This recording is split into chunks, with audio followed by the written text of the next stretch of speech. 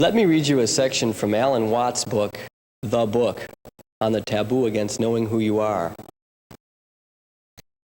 There was never a time when the world began, because it goes round and round like a circle. And there is no place on a circle where it begins. Look at my watch, which tells the time. It goes round, and so the world repeats itself again and again. I have a digital watch, but you get the idea.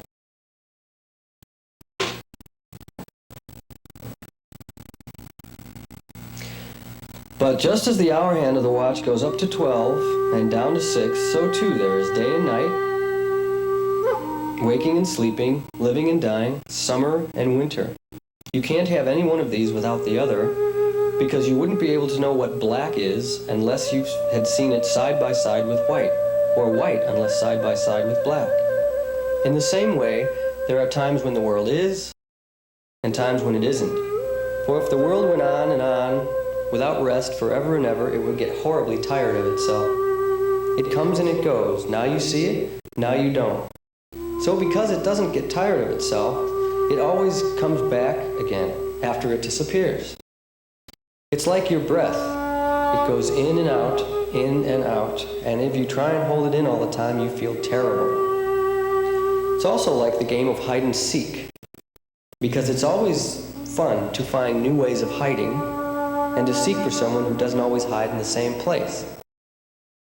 God also likes to play hide and seek, but because there is nothing outside God, he has no one but himself to play with. But he gets over this difficulty by pretending that he is not himself. This is his way of hiding from himself.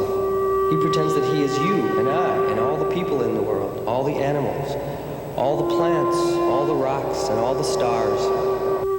In this way, he has strange and wonderful adventures, some of which are terrible and frightening. But these are just like bad dreams, for when he wakes up, they will disappear. Now, when God plays hide and pretends that he is you and I, he does it so well that it takes him a long time to remember where and how he hid himself.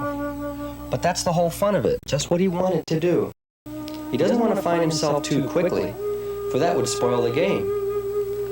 That is why it is so difficult for you and me to find out that we are God in disguise, pretending not to be himself.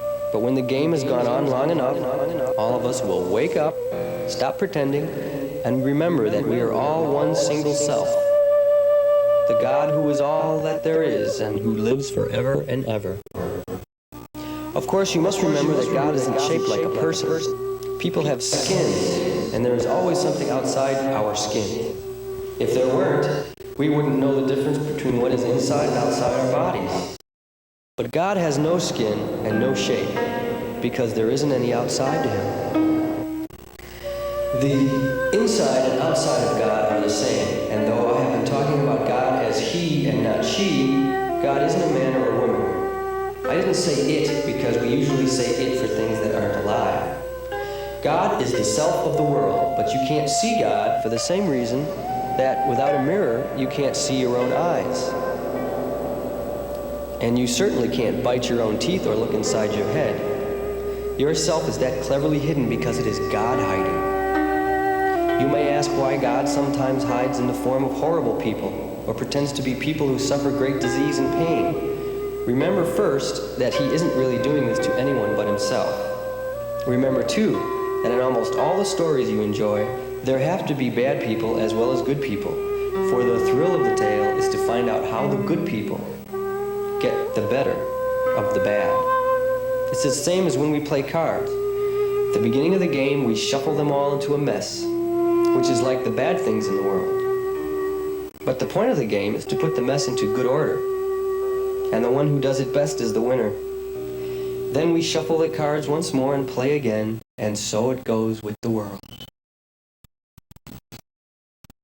I think that's pretty interesting, don't you?